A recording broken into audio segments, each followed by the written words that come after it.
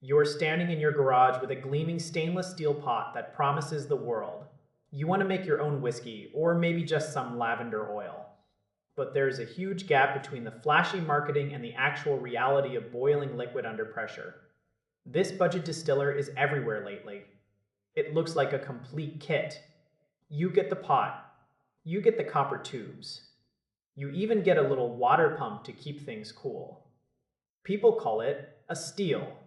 Others call it a headache waiting to happen. It is not exactly a scam, but it is definitely a project.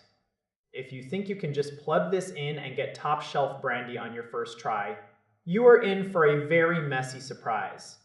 The core of the machine is a basic boiling pot. It connects to a condenser coil. The vapor travels through that copper. It cools down and turns back into liquid. On paper, it is simple science. In your kitchen, it is a game of temperature control. 1 degree too high, and you might be making something that tastes like gasoline. 1 degree too low, and nothing happens at all. The build quality is the biggest talking point here. It is inconsistent. Some people get a unit that works perfectly out of the box. Others find themselves at the hardware store buying better seals or thicker tubing. This is an entry-level experiment. It is a way to see if you actually like the hobby before you drop thousands of dollars on professional copper stills. But you have to be careful. Safety is a massive deal when you are dealing with vapor pressure. If you do not maintain this thing, or if you ignore the thermometer, you are playing a dangerous game.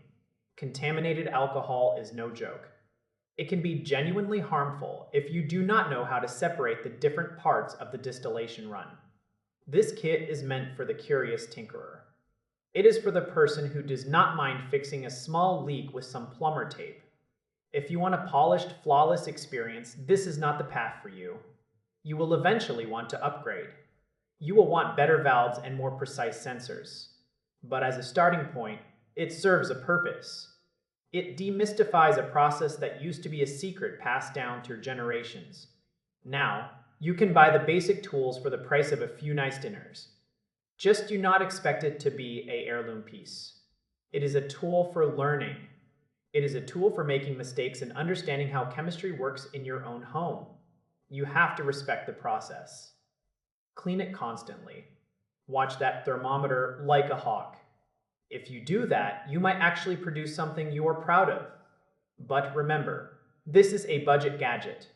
It is built to a price point. That means some corners were cut. The metal might be thinner than you expect.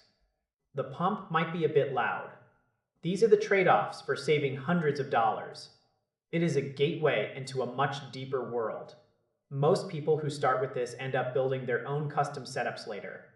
They use the parts from this kit as a foundation and then replace the weak links one by one. That is the honest truth about home distilling on a budget.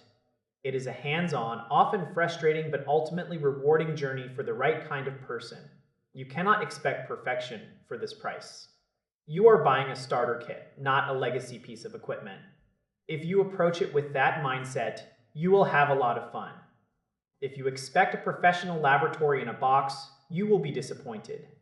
It is about managing expectations and being willing to get your hands a little dirty. The stainless steel looks great in the photos.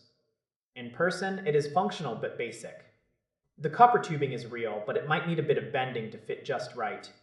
Success in this hobby comes down to patience and a willingness to learn from every batch.